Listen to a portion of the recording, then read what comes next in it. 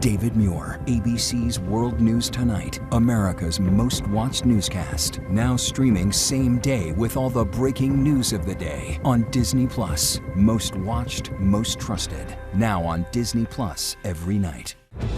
Tonight, the breaking news just as we come on the air. Just moments ago, former Secretary of State Hillary Clinton walking up to the microphone after testifying for more than 6 hours in the House Jeffrey Epstein investigation. And what she said.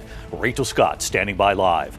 Also breaking tonight, what we have just learned about the deadly gun battle involving U.S. citizens off of Cuba, a U.S. speedboat and Cuban forces, and what ABC News has now learned tonight about that boat. The new developments in the search for Nancy Guthrie. The FBI tonight preparing to turn the home back over to Svetlana Dali and her family. And what authorities are now saying tonight about the tips coming in after Svetlana revealed the family's $1 million reward. Tonight, sources telling ABC News a convicted stowaway has done it again, boarding yet another flight, this time from Newark all the way to Milan. Tonight, she's now in custody. How did she get past security and ticket agents? With the crucial midterm elections approaching and with Republicans holding very slim majorities in the House and the Senate, ABC News has now learned President Trump has reviewed a draft executive order that would involve him declaring a national emergency, potentially giving him sweeping power over voting in this country. How this would work, and Mary Bruce standing by with what she's learned tonight. Breaking news involving Iran this evening, the high-stakes talks between the U.S. and Iran, and what we've learned, President Trump has just been briefed by a top U.S. commander, Ian Pannell, standing by. Back here in the U.S., tracking a new winter storm moving into the Northeast, Lee Goldberg is here with the forecast. The chairlift scare at a well-known ski resort, a skier slipping under the safety bar, dangling in the air, 2 other skiers holding on. Tonight, what some members of the men's hockey team are now saying about that locker room laughter, the president's joke, and what they want everyone to know, that they're celebrating the men and the women, and you'll hear from them right here tonight. Will Reeve is here. Dolly Parton's new gift tonight, what she's now done, and Home Sweet Home, America Strong tonight, the mama bear and her 3 newborn cubs found beneath a cabin, and why they're going to let them stay right where they are. From ABC News World Headquarters in New York, this is World News Tonight with David Muir. Good evening. We begin tonight here with the breaking news. Just moments ago, former Secretary of State Hillary Clinton emerging, walking up to the podium following more than 6 hours of her testimony before the House panel investigating Jeffrey Epstein. Just a short time ago, Secretary Clinton taking reporters' questions after the closed-door hearing. She had urged the committee to make the hearing public so the American people could see her full answers to every question. They did not agree to it. In her opening remarks to the committee, Secretary Clinton saying if the committee is, quote, serious about learning the truth about Epstein's trafficking crimes, it would ask President Trump directly under oath about the tens of thousands of times he shows up in the Epstein files. Mrs. Clinton accusing Republicans of protecting, quote, one political party and one public official. Rachel Scott leading us off from where the hearing was held in Chappaqua, New York tonight. Tonight, a defiant Hillary Clinton testifying for hours before the Republican-led House Oversight Committee investigating sex offender Jeffrey Epstein. I don't know how many times I had to say I did not know Jeffrey Epstein. I never went to his island. I never went to his homes. I never went to his offices.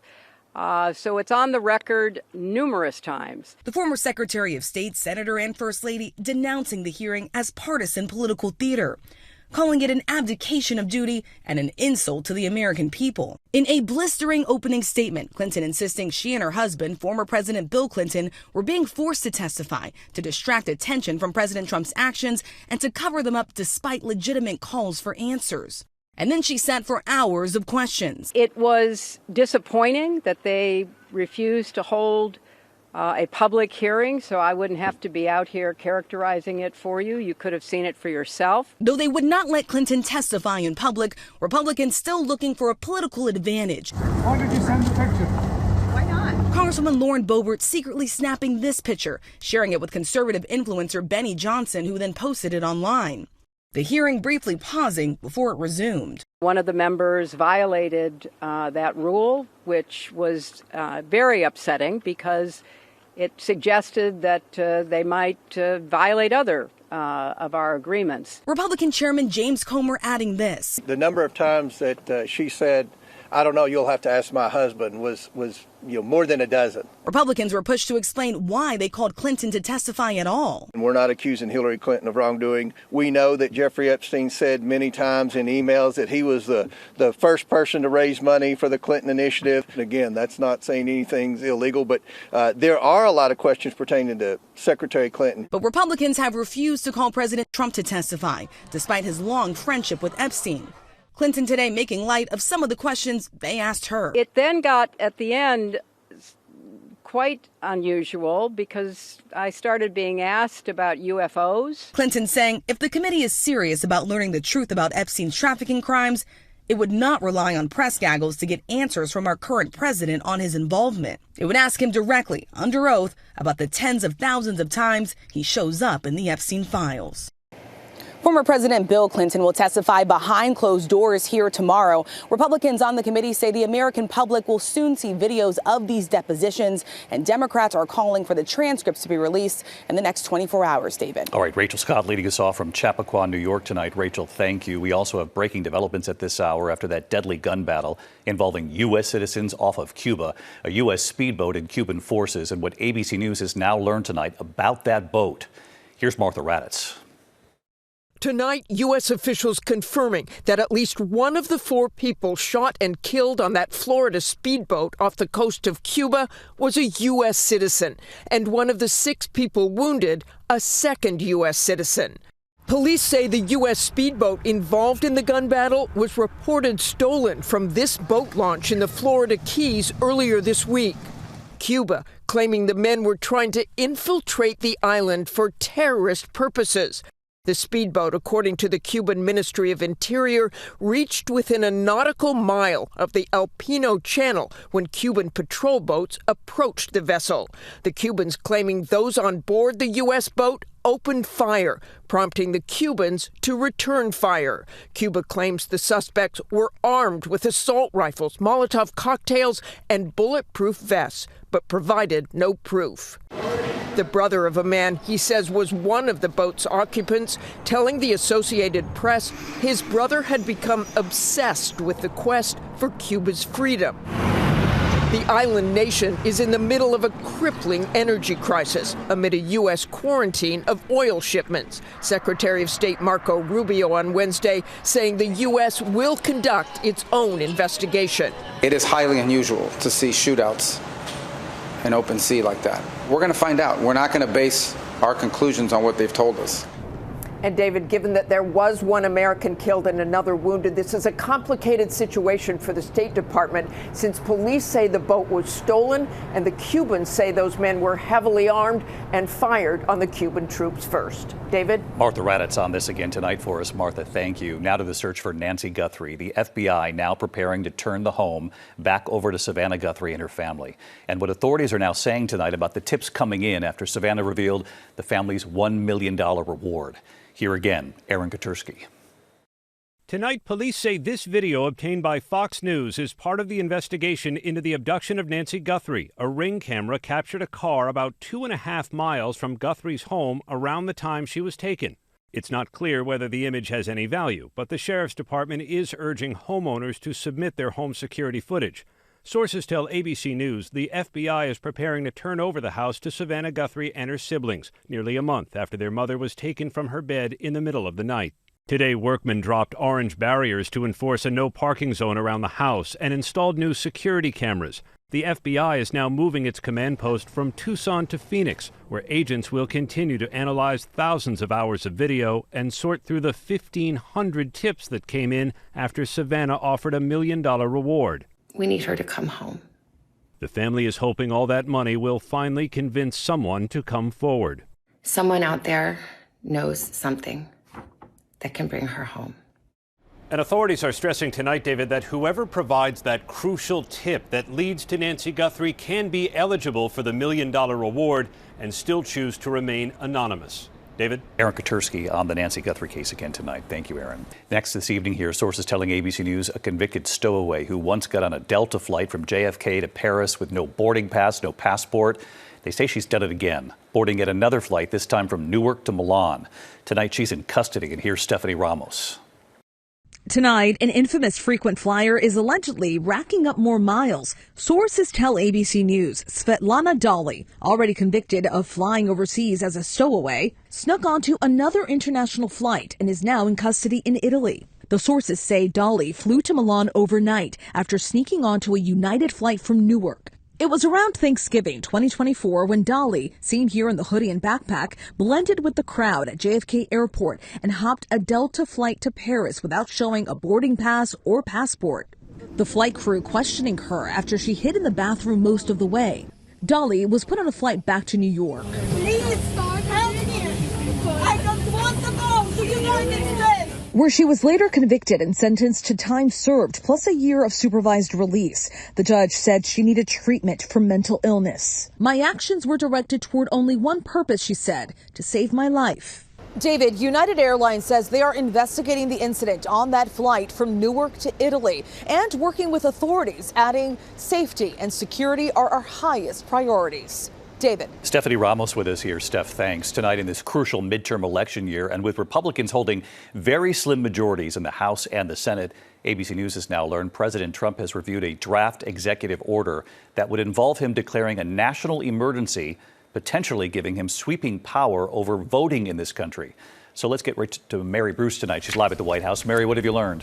Well, David, with the midterms now fast approaching and with Republicans holding those small majorities in Congress, tonight we have learned that President Trump has reviewed this draft executive order urging him to declare a national emergency that would give him broad power over voting. Sources say a group of pro-Trump attorneys are circulating a draft claiming without evidence that China interfered in the 2020 election, arguing that would justify declaring a national emergency that would then allow the president to mandate voter ID, hand-counted ballots, and ban mail-in ballots. Now, it is not clear if the president is going to accept this proposal, but we do know that he is considering executive action to impose stricter voting rules. But, David, the Constitution gives states, not the federal government, the power to run elections. David. All right, Mary, you'll continue to watch this for sure. Thank you. Now to the high-stakes talks between the U.S. and Iran in Geneva. U.S. Special Envoy Steve Witkoff and Jared Kushner trying to convince Iran to accept a nuclear deal. And tonight we've learned President Trump has now just been briefed by one of his top commanders.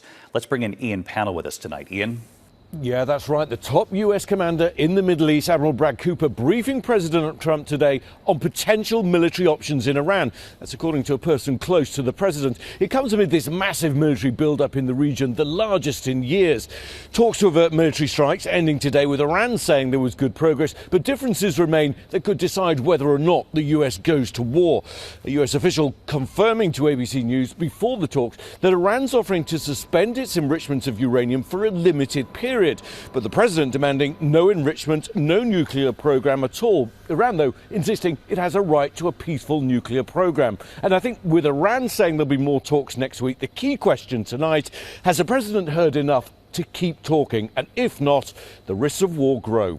David? Our chief foreign correspondent, Ian Pannell, back with us tonight. Ian, thanks. Back here at home tonight, the men and women's U.S. hockey teams, Olympic champions. And tonight, what some members of the men's team are now saying about that locker room laughter, the president's joke, and what they want everyone to know, particularly the women's team. Here's Will Reeve. As Team USA's men's hockey team celebrates their Olympic gold medal, tonight many of its players giving the gold medal winning U.S. women's team their shine as well. I'm so proud and I'm so happy that the men's and women's USA hockey teams brought gold medals back to the United States of America. Minutes after their triumph on the ice, FBI Director Kash Patel joining the men's players in the locker room, putting President Trump on the phone, who invited them to the White House and the State of the Union. We're going to have to bring the women's team. You do know that. I do believe I probably would be impeached, okay? Now, some of those players regret their locker room laughter. Certainly sorry for how we responded to it in that moment. Things that just happened really quick there. And if you know the men's team and if you know the relationships that we have, the amount of time that we've spent, with the women's team and how we've supported them, it's certainly not reflective of how we feel. Goalie Jeremy Swayman saying this. We should have reacted differently. We know that we are so excited for the women's team. We have so much respect for the women's team, and to share that gold medal with them is something that we're forever grateful for. Tonight, women's team captain Hillary Knight reacting to the president's joke. I thought it was sort of a distasteful joke, and unfortunately, that is overshadowing a lot of the success. We're just trying to focus on celebrating the women in our room. David, we saw the U.S. men's team visit the White House and attend the State of the Union on Tuesday. The women's team declined the president's invitation, citing other commitments. The president says that a White House visit from the women's team is in the works, but so far nothing appears to be scheduled. David. This country celebrating the men and the women tonight, and Will Reeve, we thank you. Next tonight here, we're tracking 2 new winter storms moving into the east, so let's get right to WABC Chief Meteorologist Lee Goldberg back with us tonight. Hey there, Lee. Dave, it's melting the next 2 days in the northeast. Then we're tracking more snow for the first morning of March. This is a storm moving quickly from the northern plains into the Midwest on Saturday. Light snow in Chicago. Then it's onto the Ohio Valley and Northeast by Sunday. Generally light snow coating to an inch here in New York. Second storm means snow, ice, and rain to the Midwest Sunday night. That goes to the Mid-Atlantic on Monday. In terms of snow, it's Virginia to D.C., maybe south of New York City. We'll watch the track. By Tuesday and Wednesday, more snow, ice, and rain in the northeast. David? All right. Lee Goldberg, thanks to you again. Some terrifying moments in Big Bear, California. A skier slipping underneath the safety bar of the lift right here, dangling in the air. The skier's chairmates holding onto the skier, all 3 skiers reaching the unloading station. No one was hurt. When we come back tonight, remembering a star of Father Knows Best and Dolly Parton's new gift tonight, and this is incredible what she's done. To the index of other news tonight, a passing to note tonight. Lauren Chapin, best known for her role as the youngest child in the TV classic Father Knows Best, has died. Chapin played Kitty in nearly all of the show's 200 episodes from 1954 to 1960. She gave up acting in her teens, went into business, became a minister. Lauren Chapin was 80 years old. Tonight, Dolly Parton giving again to the community of Eastern Tennessee where she grew up. Dolly partnering with a nonprofit hospital and children's hospital in Knoxville, now renamed for her, the Dolly Parton Children's Hospital. Tonight, Dolly saying every child, quote, deserves a fair chance to grow up healthy, hopeful, and surrounded with love. And Dolly is full of love. When we come back here tonight, America Strong, the discovery under a cabin, you'll see it, the mama bear, her 3 newborn cubs, and what authorities have decided to do tonight. You'll see it. Finally tonight, a mama bear and her cubs, America Strong. Tonight in Lake Tahoe, right underneath the cabin, right there, look at this. A mama bear and her 3 newborn cubs settling into a crawl space. Their new home sweet home found by mom for her newborns this winter. The nonprofit Bear League documenting the new family. For years now, the team there helping to keep the bears and the community safe. Reminding families to secure their crawl spaces underneath their homes for this very reason. Go, go, he's out. They've helped get bears out before. Go, go, go. But this time, when they got a call a few weeks back about a bear under a house who they've named Rose, Rose then gave birth to triplets they've named Echo, Oakley, and Storm. The nonprofit now closely monitoring them. Tonight telling us the man living upstairs in that cabin is okay with his visitors. And they're glad, because newborns can't be moved without endangering them. So for now, they're going to live right there under the cabin until spring. Right here tonight.